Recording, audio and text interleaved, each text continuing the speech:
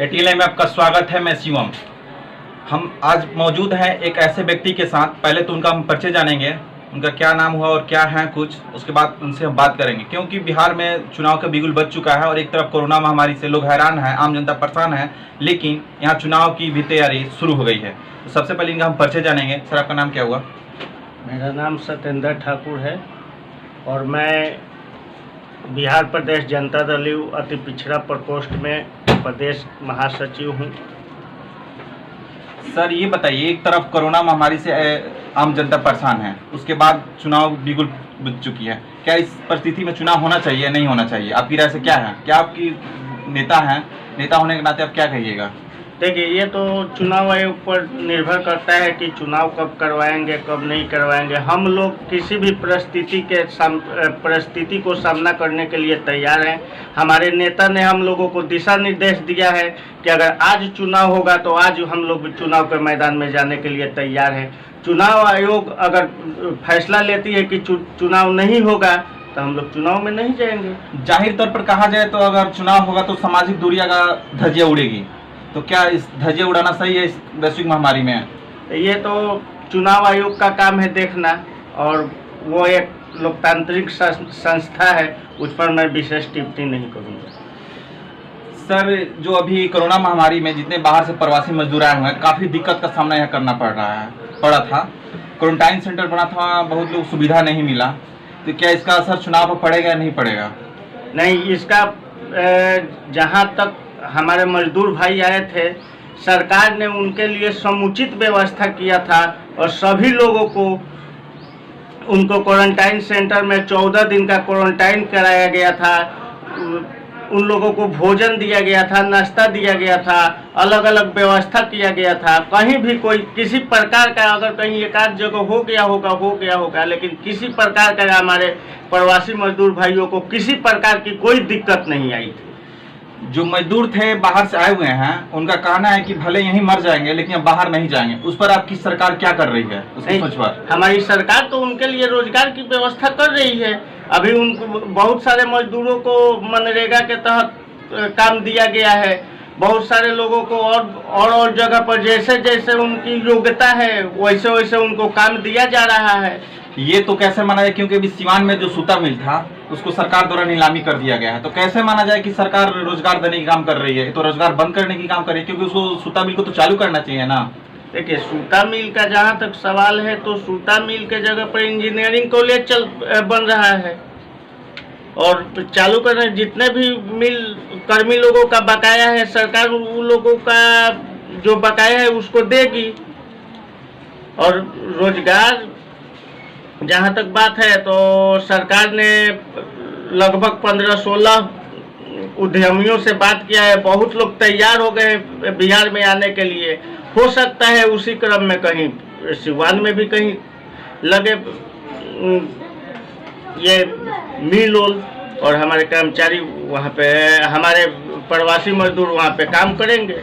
आपके जो मुख्यमंत्री हैं कह रहे हैं कि बराबर विकास हो रही है, लेकिन उनके 28 दिन उद्घाटन के बाद जो पुल टूटा है उसको लेकर आपको क्या लग रहा है कि अभी 28 दिन उद्घाटन किए नहीं हुआ, पुल टूट गया? नहीं, ये विपक्ष का एक साजिश है और जो पुल का माननीय मुख्यमंत्री जी ने उद्घाटन किया था वो कहीं भी नहीं टूटा है।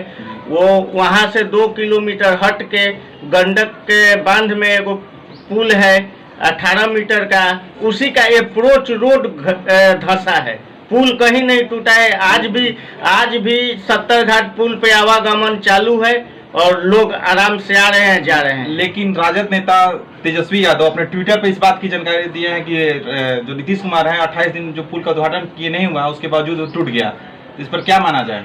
नहीं, तो उनको जितना ज्ञान होगा उतना ही न देंगे। पहले मामले की सत्यता को जांच कर लेना चाहिए था। उसके बाद वो माननीय नेता प्रतिपक्ष हैं, उनके बयान को बहुत लोग क्या कहते हैं, सीरियस लेते हैं। उनको कोई भी बयान देने के पहले उसकी सत्यता को जांच कर लेना चाहिए था। मेरी तो यही राय है उनसे कि आज के बाद से अगर कोई भी बयान देंगे तो उसकी सत्यता को जांच कर लेंगे और भगवान उनको सबुद्धि दे। विकास की बात कही जा रही है। आपके जो निवास स्थान है महाराजगंज, वहाँ विकास की पोल पूरी तरह से खोखला देखने को मिल रहा है। आप देखते होंगे कि आपकी गाड़ी अगर गुजरती होगी महाराजगंज के मेन रोड से तो आपको देख के अंदाजा लगा सकते हैं क्या कुछ स्थिति है, क्योंकि अगले भी साल कई सालों से यहाँ पे बोला जा रहा है काम हो रहा है, काम हो रहा है, लेकिन आम जनता का नाम है कि यहाँ के जो सांसद है, विधायक है, उनके वर्चस्व से काम नहीं हो रहा है। इस पर आपकी क्या राय है? देखिए, अब काम हो रहा है, किसके वर्चस्व से नहीं हो रहा है ये तो जानकारी मुझे नहीं है। और जहाँ तक मेन रोड का सवाल है, सही राजेंद्र चौक से शहीद स्मारक चौक तक, तो काम बहुत जल्दी ही लगने वाला है। अब किसके चलते नहीं हो रहा है, किसके चलते हो रहा है, इस पर मैं विशेष टिप्पणी नहीं करूँ, क्योंकि अभी महाराजगंज की जो कई सड़कों की स्थिति बहुत, जैसे महाराजगंज को कहे कि आवाम की सुरक्षा करने वाले जो थाना है, मतलब जो जनता की सुरक्षा, वह खुद सुरक्षित नहीं है। इस पर भी यहाँ के जो जनप्रतिनिधि है ध्यान नहीं दिए हैं।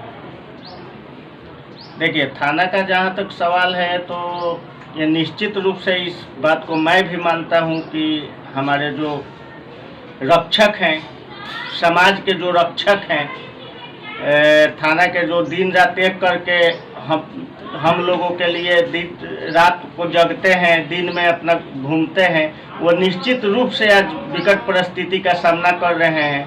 और मैं इस बातों को लेकर वरीय पदाधिकारी और अपने वरीय नेताओं से को अवगत कराऊंगा कि वहाँ की जो कुव्यवस्था है, जो उन लोगों के जल जमाव की समस्या है, उसके निदान के लिए मैं निश्चित रूप से आपके चैनल के माध्यम से आपको उन लोगों को भी बताना चाहता हूँ। निश्चित रूप से मैं ये संदेश दूंगा कि वे लोग अभी बहुत विकट परिस्थिति से गुजर रहे हैं, इस पर कोई ना कोई जल्द से जल्द निर्णय लिया जाए और उन लोगों का समस्या को समाधान कराया जाए। आप कई दिनों से क्षेत्र भ्रमण कर रहे हैं चुनावी दौरा में, क्या आप पार्टी से टिकट लेकर आने वाले हैं क्या? देखिए, मैं 2005 से जदयू का एक साधारण कार्यकर्ता रहा हूं। आज भी मैं जदयू का एक साधारण कार्यकर्ता हूं। पहले मैं जदयू, जब मैं अपने राजनीतिक जीवन का शुरुआत किया था तो जनता दल यू महाराजगंज प्रखंड का मैं महासचिव बना था। उसके बाद पुनः मुझे प्रखंड में उपाध्यक्ष बनाया गया। उसके बाद लगभग 5-7 साल मैं महाराजगंज में काम किया। उसके बाद जिला के लोगों का नज़र मेरे ऊपर पड़ा। उन लोगों ने मुझे जिला कार्यकारिणी में रखा और मेरे कामों से प्रभावित होकर उस समय के निवर्तमान जिला अध्यक्ष बड़े भाई मुर्तुजा अली कैसा जी ने मुझे ये जिला का सचिव मनोनीत किया। मैं बहुत ही लगन और निष्ठा के साथ पार्टी का काम किया। पार्टी का काम करने के बाद पुनः 2 साल के बाद मुझे जिला के वरीय नेताओं के सहयोग से या उनके समर्थन से मुझे जिला सिवान जिला जनता दल अति पिछड़ा प्रकोष्ठ का जिला अध्यक्ष नियुक्त किया गया।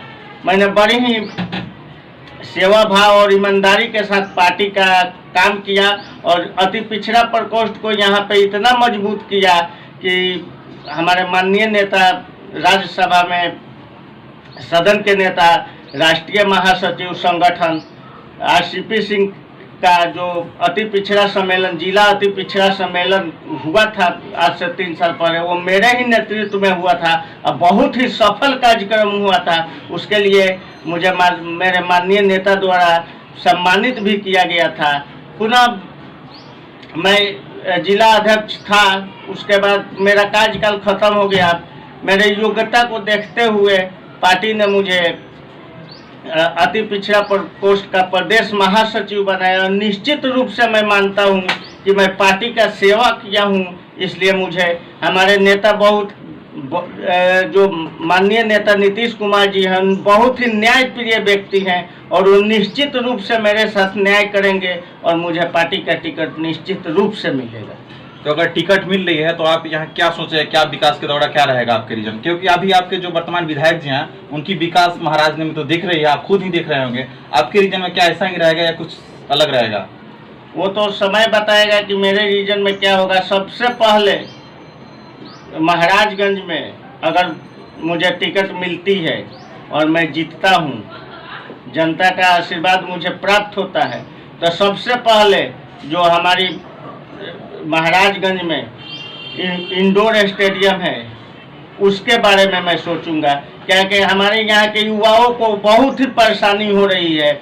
मैं अभी कुछ नहीं हूँ, उसके बाद भी प्रयास कर रहा हूँ कि इंडोर स्टेडियम में किसी भी माध्यम से मैं काम लगवा सकूँ, और उसके लिए मैं बहुत एकाध राज्यसभा सदस्य और एकाध बिहार विधान परिषद के सदस्य से बात भी किया हूँ। ये लॉकडाउन के चलते वो लोग मुझे बुलाए थे अपने मद से पैसा देने के लिए, लॉकडाउन के चलते मैं नहीं जा पाया हूँ। अगर लॉकडाउन टूटता है तो मैं निश्चित रूप से जाऊंगा और थोड़ा थोड़ा पैसा लाके इतना इकट्ठा कर दूंगा कि उसका महाराजगंज इंडोर स्टेडियम का विकास हो जाएगा। तो क्या मतलब ऐसे जो सड़क की स्थिति है या मतलब बहुत कुछ की यहाँ पे स्थिति है जो बहुत दयनीय दिख रही है, तो आपको क्या लग रहा है कि आप आएंगे तो क्या आएंगे? शिक्षा की व्यवस्था, यहाँ की रोजगार की क्या सोचे हैं आगे? नहीं, शिक्षा की व्यवस्था तो ठीक है, शिक्षा की व्यवस्था में कोई कहीं कमी नहीं है। अगर कहीं कुछ कमी होगी तो निश्चित रूप से उसमें सुधार किया जाएगा। सड़क भी एगो मेन रोड छोड़ दिया जाए, उसके बाद कहीं भी कुछ नहीं है। मेन जो भगवानपुर से सुरभि, जो आपके महाराजगंज प्रखंड से पड़ता है, सुरभि से भगवानपुर जाने वाली है, अभी वहाँ 3 फीट पानी लगा हुआ है सड़क पर। तो ऐसा मत करिए कि महाराजगंज की सड़क, कई सड़कों की अभी झील में तब्दील है। अभी महाराजगंज के नगर पंचायत वार्ड संख्या 7 की भी जो सड़कें हैं झील में तब्दील है। इस पर क्या माना जाए? अगर आप आइएगा तो क्या सड़क की स्थिति या जो भी की स्थिति क्या रहेगा? नहीं, चौमुखा विकास होगा, महाराजगंज विधानसभा का भरपूर विकास होगा, यही मेरा नारा है। धन्यवाद। ये थे मेरे साथ, इन्होंने बताया कि अगर हम चुनाव में आते हैं और चुनाव जीतते हैं तो पूरे महाराजगंज चौमुखा विकास करेंगे, और साथ ही यहाँ के जो इंदौर स्टेडियम है उस पर किसी का भी यहाँ नेता का ध्यान नहीं है। बोले कि अगर हम नहीं भी जीतते हैं या अभी नहीं भी खड़े होते हैं, तभी लॉकडाउन खत्म होगा तो इस स्टेडियम का शुभारंभ करें ताकि उसका काम जो है, क्योंकि यहाँ पे जो भी बच्चे हैं खेल जाके उसमें अपना हासिल हो, क्योंकि बच्चे यहाँ इनका विशेष ध्यान है कि शिक्षा, रोजगार और जो सड़क की स्थिति है इनका विशेष ध्यान है। एटी लाइव से सीएम के साथ बंटी की रिपोर्ट। गर्मी की होगी अब छुट्टी, घर बैठे मंगाए कूलर, पंखा और घरेलू वायरिंग के सामान फ्री होम डिलीवरी के साथ। हेवल्स, एंकर, फिलिप्स और क्रॉम्पटन के एकमात्र अधिकृत विक्रेता Manish Infocom and mobile, Makhdum Sarai Mor, Siwan. Mobile number 9934019286। Patanjali चिकित्सालय, फतेहपुर दुर्गा मंदिर के पास, सिवान। स्वामी रामदेव जी महाराज द्वारा प्रशिक्षित वैद्य द्वारा विभिन्न प्रकार की बीमारियों का निःशुल्क इलाज व रोग द्वारा निदान। गुप्त रोग, निसंतान बालों का झड़ना, cancer, dengue, malaria, chikungunya, blood pressure, sugar, स्वप्न दोष, लिकोरिया, मोटापा, कील मुहासा, दमा, टीबी इत्यादि रोगों का बेहतरीन इलाज। डिस्काउंट कार्ड बनवाए, 5 से 10% की छूट पाएं। फ्री होम डिलीवरी सुविधा। संपर्क करें 9431424781 9572294781। नकलों से सावधान, इसकी कोई दूसरी शाखा सिवान में नहीं है।